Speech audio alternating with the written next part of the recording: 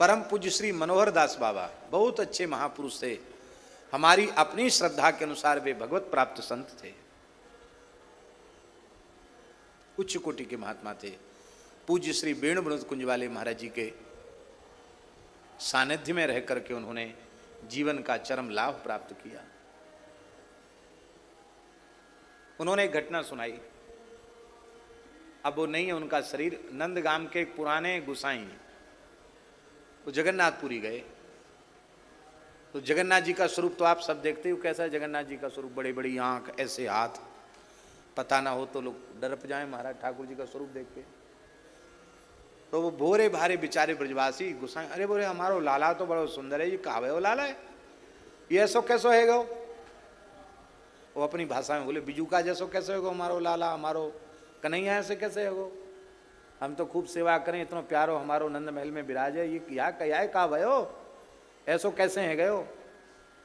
तो उन्होंने कहा कि ये प्रेममयी लीला को सुन करके ठाकुर जी का श्रीअंग प्रेम में गल गया और प्रेम में भगवान पिघल गए, तो भगवान का ऐसा स्वरूप हो गया।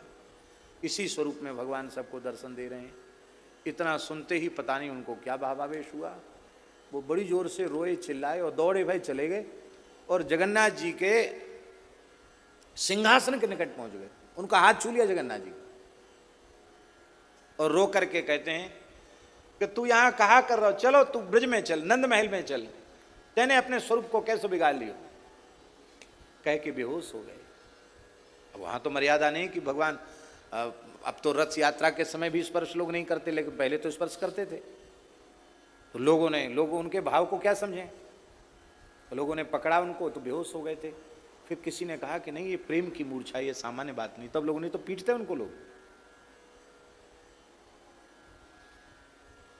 अब जगन्नाथ जी का दर्शन करने तो भैया बहुत लोग जाते हैं, लेकिन ऐसे जगन्नाथ जी का दर्शन करने वाला कि लाला कहा कर रहे हो तू यहाँ चल, लाला ब्रज में चल, मैं ले आया हूँ, चलो हमारे संग चल, यहाँ तेरी कहा गति है गई। ये जो सहज अनुराग है ये भैया ब्रजवासियों की निधि है। इसलिए ब्रजवासियों के चरणों में प्रणाम है। हमारी प्रार्थना है ब्रजवास करने वाले लोग कभी किसी ब्रजवासियों को पीड़ा न पहुंचाएं। मनुष्य ही नहीं, यहाँ के कीट पतंग पशु पक्षी को भी पीड़ा न पहुंचाएं, यहाँ की लता पता को पीड़ा न पहुंचाएं। स्वयं पीड़ा सह लें पर किसी को पीड़ा न पहुंचाएं।